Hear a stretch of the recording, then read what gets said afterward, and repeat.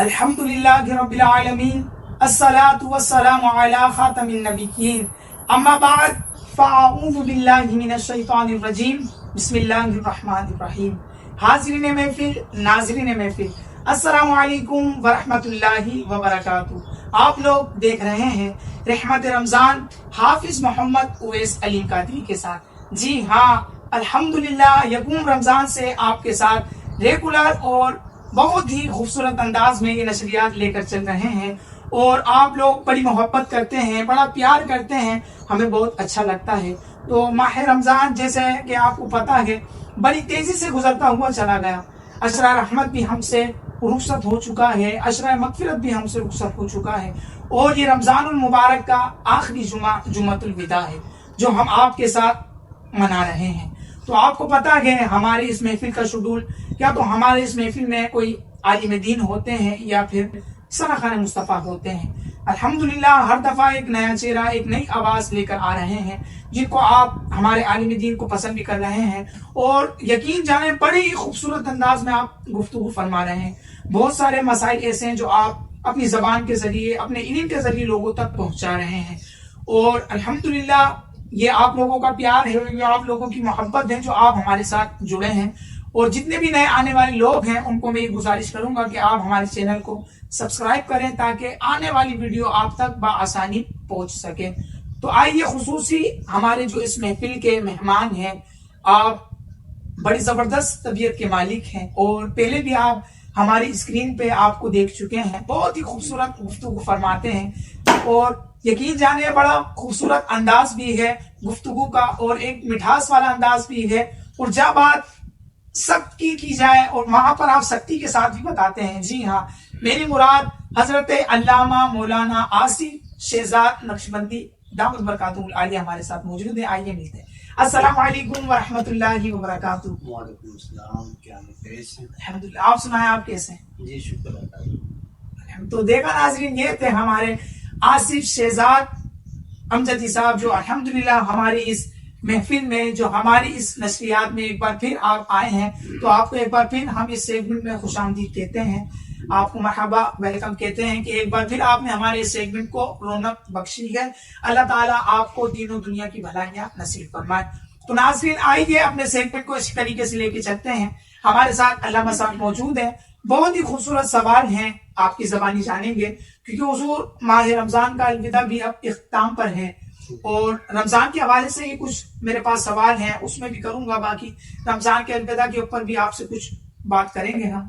हुजूर, सबसे पहले सवाल जो आया है हमारे नाज़रीन का, ये फरमाइएगा कि क्या रमज़ान में ज़्यादा सोने से रोज़े की बरकतें क्या ख़त्म हो जाती हैं, ताकि हमारे नाज़रीन को पता चल जाए। बहुत से लोग तो ऐसे हैं, उन्होंने रोज़ा रखा तो पूरे दिन सो के गुजारा। वो कहते हैं कि भाई उन्होंने सुन लिया है ये हदीस कि सोना, जो रोजा रख के सोता है तो उसका रोजेदार का सोना भी इबादत है। वो बात हकीकत दुरुस्त है, मगर उन्होंने इस चीज को अपने ऊपर लाजिम कर लिया कि पूरे दिन सोकर गुजारना है। इस पे थोड़ी सी आप वजाहत फरमाइए। बिस्मिल्लाहिर्रहमानिर्रहीम। देखिए, आपका जो सवाल है और ये आम तौर पर ऐसे ही होता है कि लोग ये समझते हैं कि जो है ना वो रोजेदार का सोना भी चूंकि इबादत है। तो शेख अब्दुल हक मुहद्दिस देहलवी रहमतुल्लाह ताला अलैह आप ये फरमाते हैं कि रोजेदार अगर जो सोया रहे ये इबादत है, ठीक, लेकिन वो ये फरमाते हैं कि अब जिस तरीके से एक शख्स मजदूरी करने गया, अब वो सुबह गया और शाम को वापस आया, उसको 1000 रुपये मजदूरी मिले, ठीक है। और दूसरा शख्स है वो जोहर के टाइम गया और असर के बाद वापस आ गया, मगरिब के बाद, ठीक, उसको भी 1000 रुपये मजदूरी मिल गई, बिल्कुल। और तीसरा वो शख्स है कि जो असर के वक्त गया और मगरिब के बाद वापसी आ गया, सही, उसको 2000 रुपये मजदूरी मिली, ठीक है। तो गोया रोजे की अहमियत भी इसी तरीके से है कि रोजा क्योंकि नाम है तकवे का, भूख का, प्यास का, और जो शख्स जितना भूख और प्यास बर्दाश्त करेगा, सब्र करेगा उस पर, तो उसी पर तो अल्लाह तबारक व तआला उसे अजर देता है, अजर अता फरमाता है। क्योंकि और हमारे उलमा यही फरमाते हैं कि सहरी के वक्त आजकल हम क्या करते हैं कि अगर हमारी तलब नहीं भी होती ना फिर भी खा लेते हैं, पानी पी लेते हैं कि यार पूरे दिन का रोजा रखें। भाई पूरे दिन का रोजा तो रखना है, लेकिन इसी भूख और प्यास की वजह से तो अल्लाह तबारक व तआला अपने करीब करता है बंदे को। तकवा इसी चीज का नाम तो है। جی جی فَاتَّقُوا اللَّهَ لَعَلَّكُمْ تَتَّقُونَ، اور تم ڈرو اللہ سے تاکہ تم پرہیزگار بنے. پرہیزگاری کیا ہے؟ یہی پرہیزگاری ہے کہ جس میں اللہ تبارک و تعالیٰ کی رضا ہو. اللہ تعالیٰ کی رضا کے لیے تکلیف کو، آزمائش کو، اس پر صبر کرنا. ٹھیک ہے. تو اسی چیز کا نام روزہ ہے. تو روزے دار کو چاہیے کہ جو ہے نا وہ سوئے لیکن ساتھ میں عبادات کا بھی خیال رکھے. اب یہاں پر ایک اور بات میں آپ کو بتا دوں کہ مفسرین اکرام اور سلف صالحین نے یہ بات کو لکھا ہے کہ ایک شخص کی نماز قضا ہو گئی. ٹھیک. اب اس نے وہ یہ نماز رمضان میں اگر ادا کرنی ہے تو رمضان المبارک کی جو نماز ہے، اب کیونکہ رمضان المبارک میں جو ہے نا وہ فرض کا جو ثواب ہے وہ 70 گنا بڑھا دیا جاتا ہے اور نفل کا ثواب جو ہے وہ فرض کے برابر کر دیا جاتا ہے. تو وہ فرماتے ہیں کہ جس شخص کی نماز قضا ہو گئی، اگر وہ رمضان المبارک کی جو نماز ہے، رمضان المبارک کی نماز کا ایک سجدہ جو ہے، رمضان المبارک کی نماز کا ایک سجدہ پورے سال کی ساری نمازوں سے افضل ہے. اس میں اتنی کیونکہ اب ایک مہینہ ہے، اب اس میں اللہ تبارک و تعالیٰ نے 3 اشروں میں اس کو تقسیم کیا. پہلا اشرہ رحمت ہے، دوسرا مغفرت ہے، تیسرا نجات ہے. گویا اس کو رحمت بھی مل رہی ہے، مغفرت بھی اس کی ہو رہی ہے اور اس کو نجات بھی مل رہی ہے. تو روزے دار کی کتنی بڑی فضیلت ہے. اور وہ کیا کام کرے کہ وہ سویا رہے کہ سونا عبادت ہے. بھائی سونا تو عبادت ہے، لیکن اس عبادت کی طرف کون آئے گا؟ اصل عبادت تو یہ ہے نا جس کی وجہ سے اللہ تعالیٰ کی معرفت حاصل ہوگی. تو یہ جو ہے نا اس طریقے سے روزے دار کو چاہیے کہ وہ نمازوں کی بھی پابندی کرے اور قرآن کریم کی تلاوت بھی کرے اور باقی بھی ذکر و اذکار جتنا ہو سکے وہ کرتا رہے. کیا بات ہے بھائی. دیکھا ناظرین آپ نے، یقیناً آپ کے یہ سوال کے جواب سننے کے بعد شک و شبہات دور ہو گئے ہوں گے. تو بڑی خوبصورت آپ بات فرما رہے تھے اور یقین جانے آپ درست فرما رہے ہیں کہ اکثر ہمارے ایسے ہیں جو بھائی ہیں جو سن رہے ہیں آپ لوگ بھی، تو وہ روزہ رکھ کے سمجھتے ہیں کہ ہم نے بہت بڑا کام کرا ہے، آج پورے دن ہم نے بس گھر میں سونا ہے اور روزے کے ٹائم اٹھ کے بس روزہ کھولنا ہے. تو خدا آپ ایسی چیزوں سے بچیے تاکہ آپ کو اس کی روزے کی برکتیں اور جو نورانیت ہے نا وہ زیادہ سے زیادہ مل سکے.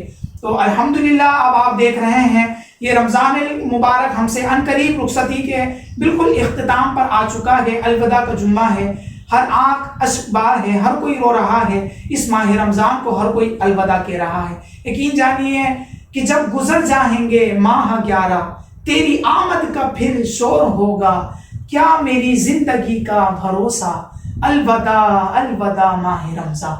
تو یقین جانیے آئندہ سال ہمیں نہ جانے یہ ماہ رمضان نصیب ہو یا نہ ہو، تو اللہ تبارک و تعالیٰ کی بارگاہ میں اپنے سروں کو جھکائیں اور اللہ تبارک و تعالیٰ سے رو رو کر التجا کریں کہ مولا اب تو آخری لمحات آ گئے ماہ رمضان کے، ہمیں نجات نصیب فرما دے، ہماری زندگیوں میں مولا آسانیاں کر دے، ہمیں بخش دے مولا، اپنی رحمتوں کے سائے ہم پر دراز فرما دے.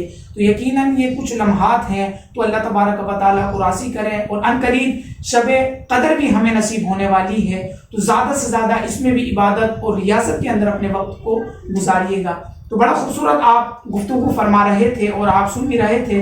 اب میں اگلے سوال کی طرف آپ کے پاس چلوں گا اور اس کے اوپر بھی آپ سے رہنمائی چاہوں گا. تو آئیے ناظرین اپنے اگلے سوال کی طرف چلتے ہیں.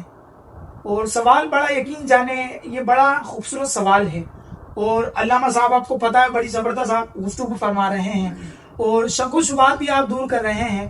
تو سوال اتنا ہی زبردست ہے نا تو اس پہ جواب بھی یقین جانے اتنا ہی زبردست ہوگا. تو آپ لوگوں کو بھی اس میں سننے میں ایک علم کے اندر آپ کی اضافہ ہوگا اور ایسی باتوں کا ہمیں معلوم ہونا چاہیے. سوال میرا آیا ہے، یہ علامہ صاحب کی نظر کرنے لگا ہوں. حضور اس پہ ارشاد فرمائیے گا آپ کہ وہ کون لوگ ہیں کہ جنہیں جنت کی خوشخبریاں دی گئی، وہ تھوڑا سا ہمارے ناظرین کو اس حوالے سے بھی آپ بتائیے. دیکھیں قرآن کریم میں اللہ تبارک و تعالیٰ نے ارشاد فرمایا السابقون الاولون من المہاجرین والانصار والذین اتبعوهم باحسان رضی اللہ عنہم ورضوا. وہ لوگ ہیں، وہ کون ہیں؟ وہ حضرات صحابہ کرام ہیں کہ جو السابقون الاولون یعنی سب سے پہلے ایمان لانے والے. ٹھیک ہے. تو وہ ان کو حضور اکرم صلی اللہ علیہ وآلہ وبارک وسلم نے جنت کی بشارت دی. اور پھر آپ نے اور اللہ تعالیٰ نے اور نبی پاک علیہ السلام نے فرمایا کہ رضی اللہ عنہم ورضوان، یہ وہ لوگ ہیں کہ اللہ ان سے راضی ہے اور یہ اللہ سے راضی ہے۔ کیا بات ہے بھائی، واہ واہ۔ ایک صحابی رسول ایک مرتبہ نبی پاک علیہ السلام بیٹھے تھے اور آپ نے ایک دروازے کی طرف اشارہ کر کے فرمایا ٹھیک کہ جو شخص اس دروازے سے داخل ہوگا ہے، تو وہ جنتی ہے۔ صحیح۔ اب ایک انصاری صحابی رسول ہے، ہاتھ میں ان کے چپل تھی اور وضو کیا ہوا تھا اور ان کی داڑھی سے پانی کے قطرے ٹپک رہے تھے، ٹھیک۔ تو نبی پاک علیہ السلام نے فرمایا یہ جنتی ہے۔ پھر دوسرا دن جب آیا، نبی پاک علیہ السلام نے فرمایا کہ جو شخص اس دروازے سے آئے گا وہ جنتی ہے، اسے جنت کی بشارت۔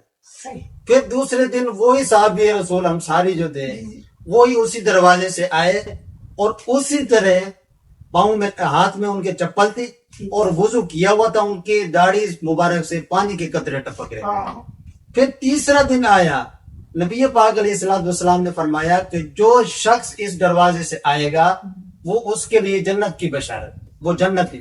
صحیح۔ تو تیسرے دن بھی وہی صحابی رسول اسی دروازے سے اسی حالت میں آئے، صحیح۔ یعنی کہ ان کے ہاتھ میں چپل تھی اور وضو کیا ہوا تھا اور ان کی داڑھی سے پانی کے قطرے ٹپک رہے تھے۔ کیا بات۔ تو پھر جب صحابہ کرام نے دیکھا کہ آخر ان کا کیا معاملہ ہے، کوئی ان کی کون سی عبادت اور ریاضت ہے کہ یہ اس دروازے سے خالی آگے اور حضور نے ان کے لیے جنت کی بشارت دے دی۔ تو ایک صحابی رسول نے جب سوچا، یہ بات دیکھی، تو پھر انہوں نے ایک دن کیا کہا کہ ان کے گھر پہ چلیں گے، کہا کہ مجھے 2-3 دن آپ کے گھر رہنا ہے اور گھر والوں کے کچھ مسائل ہوئے ہیں، کچھ جھگڑا ہوا تو میں آپ کے ساتھ 2-3 دن کے لیے رہنا چاہتا ہوں۔ انہوں نے کہا ٹھیک ہے، رہ لو۔ اب ان کے ساتھ اب رہنے لگے، اب دیکھا کہ شام ہو گئی، اب شام ہو گئی، سونے کا وقت ہو گیا، رات ہو گئی، تو یہ تو اب مہمان ہوئے، مہمان تھے، اب یہ کمرے میں ہیں۔ اب دیکھا کہ وہ صحابی رسول انصاری جو تھے وہ تشریف لائے اور اپنے بستر پر لیٹے اور سو گئے۔ کوئی عبادت نہیں، کوئی ریاضت نہیں، کوئی نفل نہیں، کچھ بھی نہیں۔ صبح تہجد کے وقت فجر کی نماز میں جاگے۔ ایک دن گزر گیا، بولے یار ان کی عبادت تو کوئی نہیں ہے۔ پھر دوسرے دن کہا کہ ابھی دیکھتا ہوں۔ دوسرے دن جب آیا پھر بھی انہیں کا وہی معمول، کام کاج سے جب فارغ ہوئے رات کو آئے، سوئے اور کوئی عبادت ریاضت نہیں کی، سو گئے۔ پھر تیسرا دن آیا تو تیسرے دن بھی یہی معاملہ ہوا کہ آئے اور چپ کر کے سو گئے، کوئی عبادت ریاضت کچھ نہیں کی، یعنی کہ نماز کے علاوہ کوئی نوافل کوئی کچھ بھی نہیں کیا۔ تو وہ صحابی رسول پریشان ہوئے، یار ان کا کوئی عمل تو نظر نہیں آ رہا، لیکن ان کو حضور نے جنت کی بشارت کیسے دی ہے؟ تو پھر وہ انہوں نے کہا کہ ٹھیک ہے، مجھے اجازت ہو تو میں چلا جاؤں۔ تو وہ انہوں نے کہا ٹھیک ہے چلے جاؤ۔ جب وہ گیٹ تک پہنچے تو پھر آئے، کہا کہ میں آیا آپ کے پاس اس لیے تھا کہ آپ کو حضور نے جنت کی بشارت دی ہے، لیکن آپ کا کوئی عمل تو مجھے نظر نہیں آتا، اس کی کیا وجہ ہے؟ تو انہوں نے کہا، بہت پیاری بات لکھی، بہت پیاری بات فرمائی۔ انہوں نے کہا کہ میرا اور تو کوئی عمل نہیں ہے، میں اور کوئی عبادت ریاضت نہیں کرتا، لیکن ایک عمل ہے جس کی وجہ سے حضور نے بشارت دی ہے۔ وہ عمل یہ ہے کہ میں جب رات کو سونے لگتا ہوں تو اللہ تبارک و تعالیٰ کی بارگاہ میں دعا کرتا ہوں کہ اے باری تعالیٰ، آج کے دن میں تیرے جس بندے نے مجھے تکلیف دی ہے، میرا دل دکھایا ہے، مجھے کسی بھی قسم کی تکلیف دی ہے، تو میں تیری رضا کے لیے اور تیرے محبوب کی رضا کے لیے اسے معاف کرتا ہوں، تو مجھے معاف فرما۔ کیا بات ہے۔ تو اب دیکھیں کہ یہ صحابہ کرام کیسے لوگ تھے کہ ان کو کوئی تکلیف دیتا تھا تو یہ اللہ کی رضا کے لیے معاف کر دیتے تھے۔ تو پھر رب نے کیا مقام عطا فرمایا کہ اللہ تبارک و تعالیٰ نے جنت کی بشارت دی۔ دیکھا ناظرین، کتنے خوبصورت انداز میں آپ بتا رہے تھے، اور یقین جانیں صحابہ اکرام کی مثال پھر ملتی بھی نہیں ہے ہمیں سے، کیسے صحابہ میرے مصطفیٰ صحابہ سے پیار کرنے والے ہیں، اور صحابہ بھی میرے مصطفیٰ سے کیسے پیار کرنے والے ہیں۔ جب میرے مصطفیٰ نے نوازا تو کوئی صدیق اکبر بن گیا، جب میرے مصطفیٰ نے نوازا تو کوئی فاروق اعظم بن گیا، جب میرے مصطفیٰ نے نوازا تو کوئی عثمان غنی بن گیا، جب میرے مصطفیٰ نے نوازا تو کوئی مولا علی بن گیا۔ تو یہ میرے مصطفیٰ کے صحابہ ہیں، نبی چاند ہے اور ستارے صحابہ۔ تو بڑی گفتگو اور بڑی زبردست آپ جامع گفتگو فرما رہے تھے۔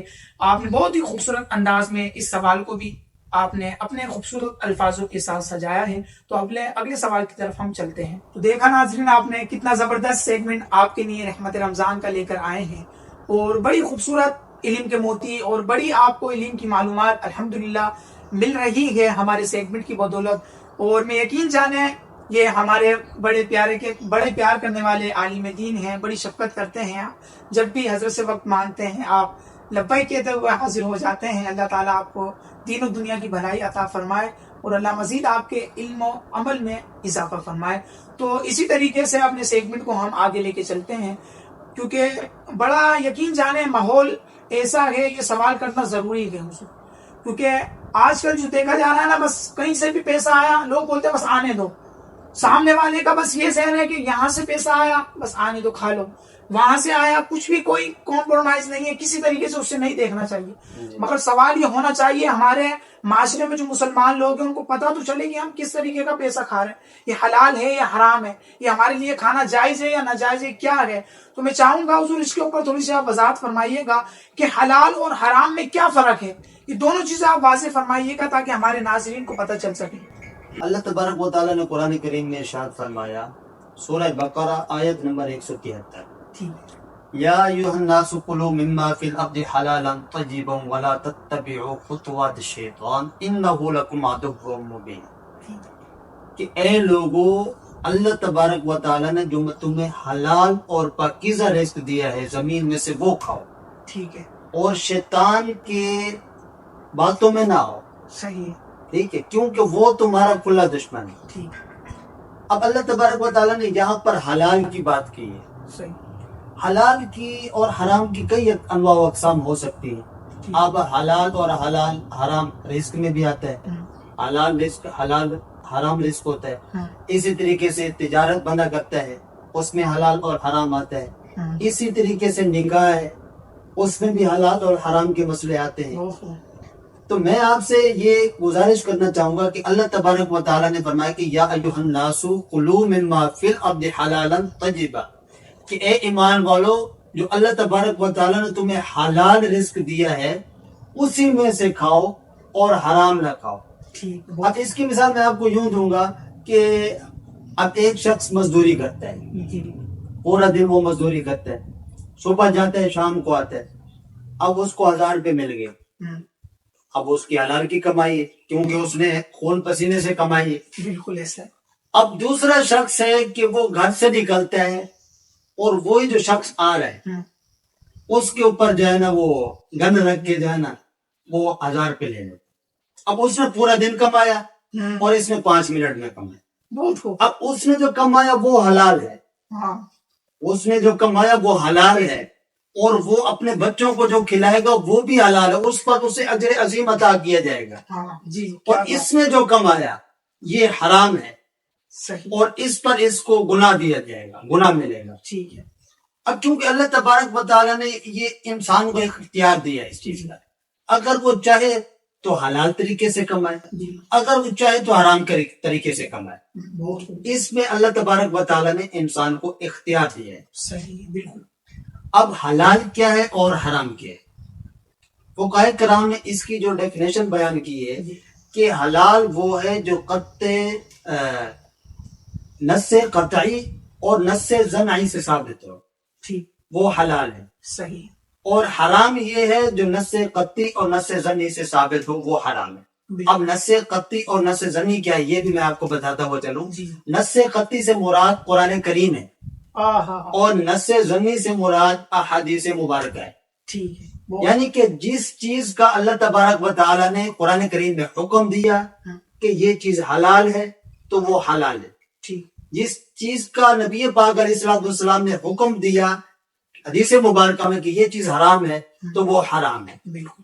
اب اللہ تبارک و تعالیٰ نے 4 پارے میں ایک اور جگہ ارشاد فرمایا، یا ایھا الذین آمنوا لا تأکلوا الربا اضعافا مضاعفا، کہ اے ایمان والو نہ کھاؤ سود دگنا چگنا. اللہ، بہت.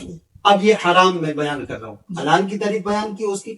اب یہ حرام کے بارے میں اللہ تبارک و تعالیٰ فرماتا ہے کہ اے ایمان والو نہ کھاؤ سود دگنا اور چگنا. ٹھیک ہے. اب سود کیا ہے؟ اب مثال کے طور پہ ایک چیز میں آپ سے لیتا ہوں. اب میں غریب آدمی ہوں, میں کہتا ہوں کہ یار یہ ایک موبائل مجھے چاہیے, صحیح, آپ موبائل مجھے دے دیتے ہیں, لیکن میں کہتا ہوں کہ یار اس کے جو پیسے ہیں وہ میں آپ کو 1 سال میں جو ہے نا ادا کر دوں گا. ٹھیک, اب 1 سال میں آپ یہ موبائل ہے 10,000 کا, اگر آپ 10,000 لیں گے تو یہ ہو گیا, یعنی کہ یہ سود میں نہیں آئے گا, یہ آپ کے لیے بھی حلال ہو گیا اور میرے لیے بھی حلال ہو گیا, بالکل, کیونکہ برابر پیسے برابر ہے. لیکن اب یہ موبائل اگر آپ مجھے دیتے ہیں 11,000 روپے کا, صحیح, تو یہ آئے گا سود کے جملے میں, یہ حرام ہو جائے گا. اچھا حرام ہو جائے گا تو یہ آپ کے لیے بھی حرام ہے اور میرے لیے بھی حرام ہے, اگرچہ میں رضامند ہوں, صحیح, میری اور آپ کی دونوں کی اگرچہ رضاعت ہو, رضامندی ہو, لیکن اس کے باوجود بھی حرام ہے. اللہ, لیکن اگر اس کو اس طریقے سے آپ کریں گے کہ آپ کسی کی غربت کو دیکھ کے اس کو اسی 10,000 کا دے دیں گے, تو یار 1 سال کا ٹائم ہے, آپ 1 سال میں جتنے ہو سکے آپ مجھے ادا کر دینا, تو یہ ہو جائے گا, آپ ایک اس کی مدد بھی کر دیں گے اور اس پر آپ کو اللہ تبارک و تعالیٰ اجر بھی عطا فرمائے گا اپنے بارے میں. تو یہ حلال اور یہ حرام ہے, اس میں اور بھی کافی جو ہے نا وضاحت ہو سکتی ہے, تو ابھی لیکن وقت کے دامن میں اتنی وسعت نہیں ہے, تو اس میں کافی جتنی بندہ بیان کرے تو پھر وہ وضاحت مزید ہو جائے گی. جی, دیکھا ناظرین, بڑے خوبصورت انداز میں آپ فرما رہے تھے, اور یقین جانیے ہمیں یہ سوچنا چاہیے کہ ہم اپنے بچوں کو حلال کھلا رہے ہیں یا حرام کھلا رہے ہیں. تو اپنی اولادوں کو بھی آپ رزق حلال کھلائیں تاکہ آپ کی اولادیں بھی نیک ہو سکیں, تاکہ متقی بن سکیں, پرہیزگار بن سکیں. تو انشاءاللہ عز و جل اسی طریقے سے آپ کے ساتھ سوال و جواب میں ہم جڑے رہیں گے, علم و عمل کی باتیں آپ اسی طریقے سے ہم سے جانتے رہیں گے. تو اسی میں ایک اور سوال کی طرف میں چلوں گا, اور علامہ صاحب موجود ہیں آپ کی جانب میں, آپ کے ذریعے جاننا چاہوں گا. حضور, بڑا معاملات ہیں آج کل, دیکھا جائے اگر ہمارے معاشرے کے اندر یا ہمارے گھر کے اندر یا ہمارے کاروبار میں, یقین جانے جھوٹ بڑی تیزی سے اور عام ہوتا چلا جا رہا ہے. تو اس میں دیکھا جائے کاروباری حضرات ہیں, اب وہ چیز آئی فلاں مثال کے طور پہ 10 روپے کی ہے, اب جب کسٹمر لینے آئے گا اس کو بولیں گے ہمیں تو آئی 15 روپے کی دی. تو گویا کہ جھوٹ کا ایک طریقے سے بہت زیادہ عام ہوتا جا رہا ہے. اگر بچہ مدرسے جاتا ہے, اب اس کی طبیعت بالکل ٹھیک ہے, اب مدرسے میں جا کے استاد کو کہے گا قاری صاحب مجھے نزلہ تھا یا میری طبیعت خراب تھی. تو جتنا بھی اگر اسکول کے معاملات ہو یا کاروباری ہو, کوئی بھی جاب کرتے ہیں, تو یقین جانے جھوٹ بڑا تیزی سے عام ہوتا چلا جا رہا ہے. تو میں چاہوں گا کہ اس جھوٹ کی عادت کو کس طریقے سے ختم کیا جائے, کیونکہ بہت سارے ہمارے ناظرین ایسے ہیں جو کہتے ہیں یار ہم چاہتے ہیں چھوڑ دیں اس عادت کو, مگر پھر بھی اس طرف کیوں آ جاتے ہیں وہ. تو اس پر میں چاہوں گا آپ وضاحت بھی فرمائیں اور کس طریقے سے پوری عادت کو ہم نکالیں. دیکھیں یہ مسئلہ جو ہوتا ہے نا, آج کل لوگ ہمیں بھی کہتے ہیں یار کوئی وظیفہ بتا دیں, کوئی بیت وظائف بتا دیں تاکہ ہم پڑھیں اور جھوٹ کی عادت جو ہے نا وہ ختم ہو جائے. تو اس کے لیے کسی ورد یا وظیفے کی ضرورت نہیں ہے, بلکہ میں یہ کہوں گا کہ اس کے لیے تربیت کی ضرورت ہے. اس کے لیے تربیت کی ضرورت ہے, وہ اس وجہ سے کیونکہ امام المتقین حضور سیدنا شیخ عبد القادر جیلانی رضی اللہ تعالی عنہ, اب ان کی سیرت کہاں سے شروع ہوتی ہے؟ جب وہ علم دین حاصل کرنے کے لیے جا رہے ہوتے ہیں. صحیح. تو ان کی والدہ ان سے یہ نہیں کہتی کہ تم نے مفتی بن کے آنا ہے, تم نے جو ہے نا وہ عالم بن کے آنا ہے, تم نے بڑا محدث مفکر بن کے آنا ہے, کتب غوث ابدال بن کے آنا ہے. ان کی والدہ صرف ان کو ایک نصیحت کرتی ہے, اور وہ نصیحت کیا تھی کہ اے بیٹا جھوٹ نہ بول. کیا اے بیٹا جھوٹ نہ بولنا. تو غوث اعظم نے جب ان کو ڈکیتوں نے روکا, اس وقت غوث اعظم نے جھوٹ نہیں بولا.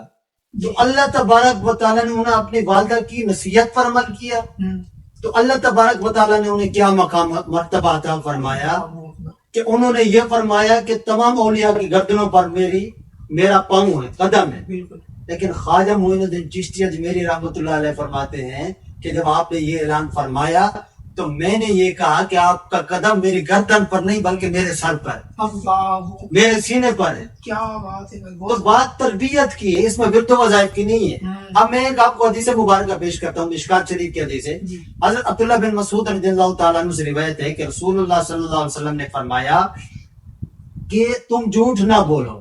ٹھیک ہے, اس لیے کیونکہ جھوٹ گناہ ہے, اور یہ نافرمانی ہے اور یہ جہنم کی طرف لے کے جاتی ہے. اللہ اور جب یہ بندہ جہنم کی طرف لے کے جاتی ہے بندے کو, اور بندہ پھر گناہ کرتا رہتا ہے, اس قدر کرتا ہے کہ اسے مزہ آ جاتا ہے, اور یہاں تک پھر اللہ تبارک و تعالی اس کا کذاب ہونا لکھ دیتا ہے. اللہ پھر نبی پاک علیہ الصلوۃ والسلام نے اسی حدیث میں آگے فرمایا کہ تم نیکی کرو, اس لیے کیونکہ نیکی تمہیں جنت کی طرف لے کے جائے گی, بالکل, اور جنت کی طرف لے کے جائے گی, اور جنت کی طرف جب لے کے جائے گی تو پھر اس میں تمہارے اعمال میں اضافہ ہوگا. صحیح, اور پھر بندہ اعمال کرتے کرتے اس کو یعنی کہ ایک لذت محسوس ہوگی اچھے عمل کرتے کرتے, تو گویا کہ وہ اس مقام تک پہنچ جائے گا کہ اللہ تبارک و تعالیٰ اس کا صادق ہونا لکھ لے.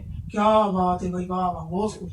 اب دو پہلو اس چیز کی, اس بات کے ہو گئے, جی, دو طرفیں ہوگی. تو ایک طرف یہ ہوگی کہ وہ گناہ اس قدر کرتا رہے گا کہ اس سے لذت محسوس ہوگی, اور اللہ تبارک و تعالیٰ اس کا کذاب ہونا لکھ دے گا. کذاب کا معنی سب سے بڑا جھوٹا, جھوٹ بولنے والا. اچھا, جی جی, اور پھر دوسری طرف اشارہ فرمایا کہ تم نیکی کرو, کیوں کہ نیکی جنت میں لے کے جانے والی ہے, اچھے کاموں کی طرف. تو پھر جب بندہ اس راہ پر چل پڑتا ہے تو اللہ تبارک و تعالیٰ اسے ایک لذت محسوس ہوتی ہے.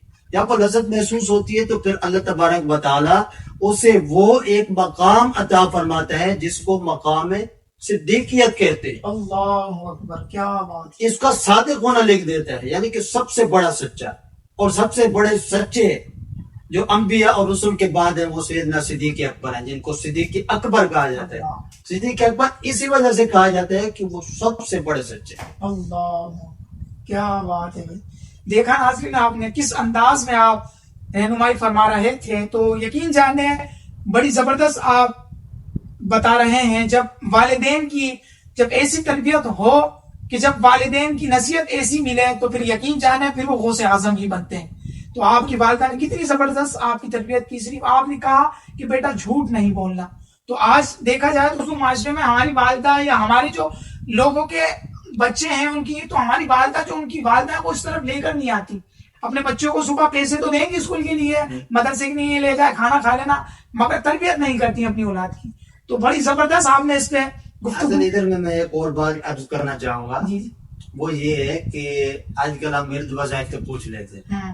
ہمارے گھر کی تربیت یہ ہوتی ہے, اگر گھر پہ کوئی آ جائے, صحیح, وہ دستک دے, تو والد صاحب بیٹے کو بولتے ہیں کہ جا کے بولو کہ پاپا گھر پہ نہیں ہے.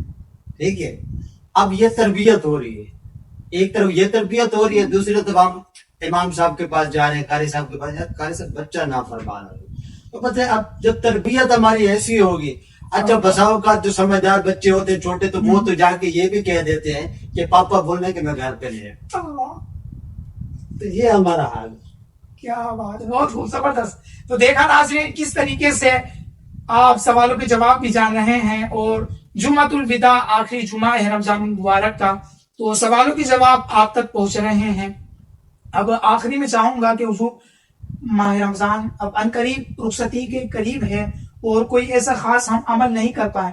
یقین جانے نہ ہماری نمازیں درست ہیں, نہ ہمارے سجدے درست ہیں. اب میں چاہوں گا کہ ماہ رمضان جو ہم سے ان قریب رخصت ہو رہا ہے, تو اس کے اوپر ہم اس کو آخری میں کس طریقے سے آخری کے جو چند لمحات ہیں ہم اچھے انداز میں گزار لیں, اس پہ تھوڑا سا فرمائیے نا. دیکھیں ابھی رمضان المبارک کا آخری عشرہ ہمارے درمیان رواں دواں ہے, اور اس کے چند دن رہ گئے. جی, تو یہ سمجھو کہ عشرہ بھی اور یہ مہینہ بھی ہم سے رخصت ہو جائے. ٹھیک ہے, بالکل. اچھا, اب اس مہینے میں ہم کیا کرتے ہیں کہ زکوٰۃ اور فطرہ ادا کرتے ہیں. بالکل ایسا ہے. تو زکوٰۃ اور فطرہ جو ہے سب سے پہلا جو حق ہے وہ ہمارے رشتہ داروں کا ہوتا ہے. بالکل ایسا کہ ہم اپنے رشتہ داروں میں عیز و اقارب میں دیکھیں کہ آیا کہ کوئی اس چیز کا مستحق ہے, تو سب سے پہلے اس کو ہم نے ادا کرنا ہوگا. وہ صدقہ فطر, اب ان کو یہ نہیں کہیں گے کہ یہ ہمارا صدقہ فطر ہے, بلکہ ان کو ایک تحفے کے طور پر پیش کریں. جی, اچھا, اب اگر رشتہ داروں میں کوئی نہیں ہے تو پھر پڑوسیوں میں دیکھیں گے صحیح, کہ پڑوسیوں میں آیا کوئی ہے یا نہیں ہے. ٹھیک ہے, اگر پڑوسی میں کوئی حقدار ہے تو پھر اس کو دیں گے. اگر پڑوس میں کوئی نہیں ہے تو پھر جو ہے نا ہمارے دینی مدارس بنے ہوئے ہیں جس طریقے سے، اور ان کا سب سے پہلا حق بھی انہی کا ہے، ٹھیک ہے، کیونکہ یہ ایک دین کے لیے علماء تیار کرتے ہیں، فضلاء، حفاظ کرام، مفتیان کرام یہی سے تیار ہوتے ہیں۔ تو میں اب یہاں پر آپ سے گزارش یہ کرنا چاہوں گا کہ ہم جو یہ صدقہ فطر ہوتا ہے یہ رمضان کے آخری ایام یعنی آخری عشرے کے آخری 2-3 دن جو رہتے ہوتے ہیں ان میں ہم جا کے ادا کرتے ہیں۔ صحیح۔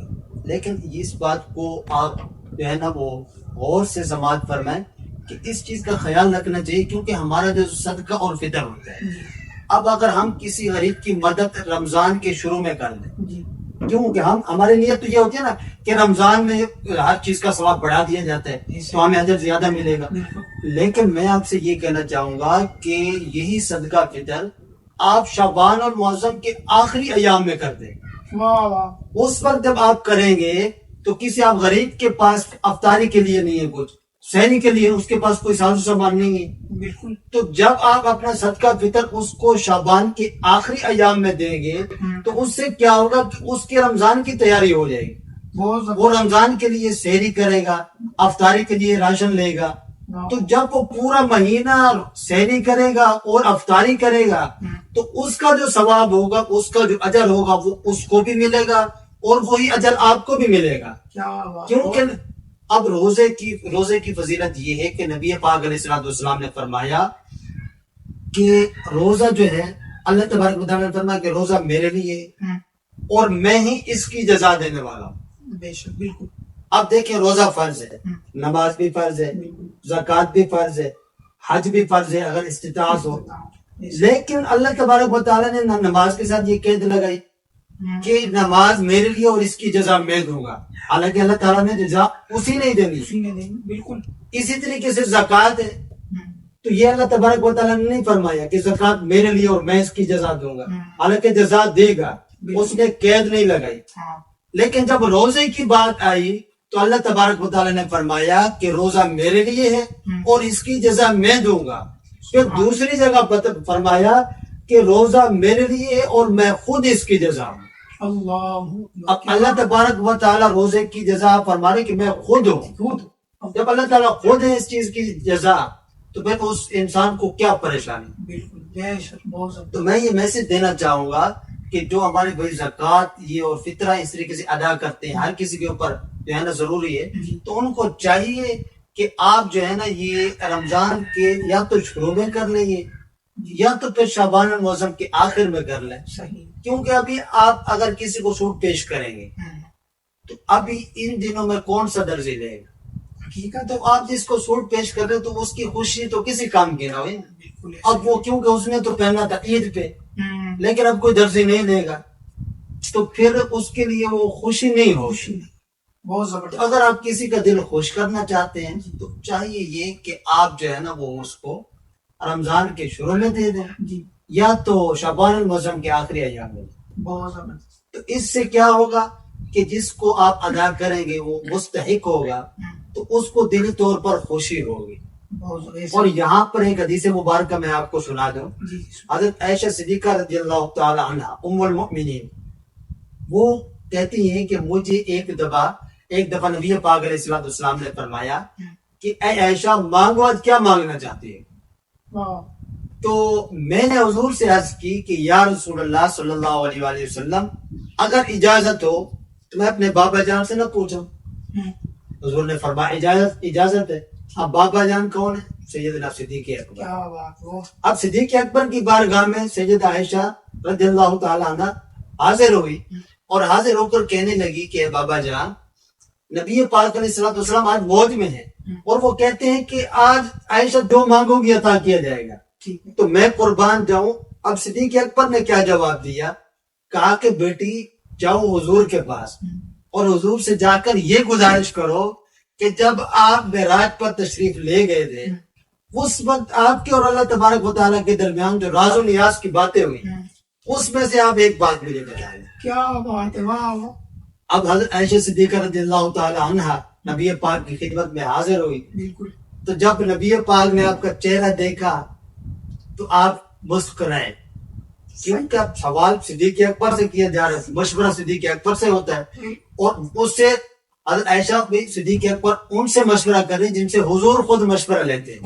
حضور کے یار غار ہے, یار مزار ہے, ہر جگہ حضور کے ساتھ ہے, رفیق سفر ہے. تو اب نبی پاک نے فرمایا کہ ہاں عائشہ کیا پوچھ کے آئی ہو, کیا مانگنا چاہتی ہو؟ تو حضرت عائشہ نے عرض کی کہ یا رسول اللہ کہ جب آپ معراج پر گئے تھے تو اس وقت آپ کے اور اللہ تبارک و تعالیٰ کے درمیان جو راز و نیاز کی باتیں ہوئی تھی اس میں سے ایک بات مجھے بتا دیں. تو حضور علیہ الصلوۃ والسلام تھوڑے سے مسکرائے. اسی وجہ سے مسکرائے کہ میرے صدیق کا کیسا انتخاب ہے, کیسا سوال پوچھا ہے. بہت زبردست. تو صدیق نبی پاک علیہ الصلوۃ والسلام نے فرمایا کہ اے عائشہ جب میں اللہ تبارک و تعالیٰ کے پاس معراج کی رات گیا, جو راز و نیاز کی باتیں ہوئی اللہ تعالیٰ اور میرے درمیان, اس میں سے ایک بات یہ تھی کہ اللہ تعالیٰ نے فرمایا کہ اے میرے محبوب, جو شخص کسی کا ٹوٹا ہوا دل جوڑ دے مجھ رب پر لازم ہے کہ میں اسے بغیر حساب کتاب کے جنت میں داخل کروں. سبحان اللہ, کیا بات ہے بھائی, بہت زبردست. اور جب یہ حضرت عائشہ صدیقہ نے یہ بات سنی تو بڑی خوش ہوئی اور جا کے صدیق اکبر کو جا کے بتایا. تو جب صدیق اکبر کو یہ بات بتائی گئی تو صدیق اکبر نے جب حضرت عائشہ سے یہ بات سنی تو آپ خوش ہوئے تو پھر اچانک رونے لگ گئے. حضرت عائشہ پریشان, بابا جان کتنی خوشی کی بات ہے, آپ رونے کیوں لگے, اس کی کیا وجہ ہے؟ کہا کہ اے عائشہ اب نبی پاک نے فرمایا کہ جو کسی کا ٹوٹا ہوا دل جوڑ دے وہ اللہ تعالیٰ کے اوپر لازم ہے کہ وہ اسے جنت میں داخل کرے. لیکن اگر کوئی کسی کا دل توڑ بیٹھے تو پھر اس کا مطلب یہ ہے کہ وہ سیدھا جہنم میں جائے گا بغیر حساب کتاب کے. تو میں یہ میسج دینا چاہوں گا کہ اگر آپ کسی کا دل خوش کرنا چاہتے ہیں, آپ یہ چاہتے ہیں کہ اللہ تعالیٰ آپ کو بغیر حساب کتاب کے جنت میں داخل کرے, تو یہ آپ کو یہ چاہیے کہ آپ رمضان کے شروع میں یا تو شعبان المعظم کے آخری ایام میں اس چیز کو اپنے زکوٰۃ اور فطرے کو جو ہے نا ادا کر دیں تاکہ کسی مسلمان کا دل خوش ہو جائے اور اللہ تبارک و تعالیٰ بھی راضی ہو جائے. تو اس سے آپ کی کامیابی حاصل ہو جائے گی. واہ, کیا کہنے ہیں. دیکھا ناظرین آپ نے کتنے زبردست سوال و جواب آپ نے سنے ہیں, اور یقین جانے بڑے یہ علم کے قیمتی موتی ہیں جو علامہ صاحب کی زبانی آپ نے جانے ہیں. تو مزید ہمارے سیگمنٹ میں ہر دفعہ ایک زبردست شخصیت موجود ہوتی ہیں. کبھی مفتی صاحب ہوتے ہیں, تو کبھی عالم دین ہوتے ہیں, تو کبھی ثنا خان مصطفیٰ ہوتے ہیں, کہ جن کے ذریعے سرکار دو عالم صلی اللہ علیہ وسلم کی توصیف و ثنا سنتے ہیں. اور اب اس سیگمنٹ کو اپنے اختتام کی طرف میں لے کے چلتا ہوں, اور آخری میں بالخصوص اپنے آصف شہزاد نقشبندی صاحب کا میں بہت شکر گزار ہوں کہ آپ نے ایک بار پھر آ کر ہمارے سیگمنٹ کو رونق بخشی ہے. اللہ تبارک و تعالیٰ آپ کو جزائے خیر عطا فرمائے. تو ناظرین اسی طریقے سے آپ ہمارے ساتھ جڑے رہیے گا. ابھی جو آخری کے دن ہیں انشاءاللہ اس میں بھی آپ کے ساتھ رہیں گے, پیارے پیارے کلام اور پیاری پیاری گفتگو اسی طریقے سے کرتے رہیں گے. آخری میں آپ سے اجازت چاہتا ہوں, آپ کا میزبان حافظ محمد اویس علی قادری. ملتے ہیں ایک نئے ایپیسوڈ کے ساتھ. السلام علیکم ورحمۃ اللہ وبرکاتہ.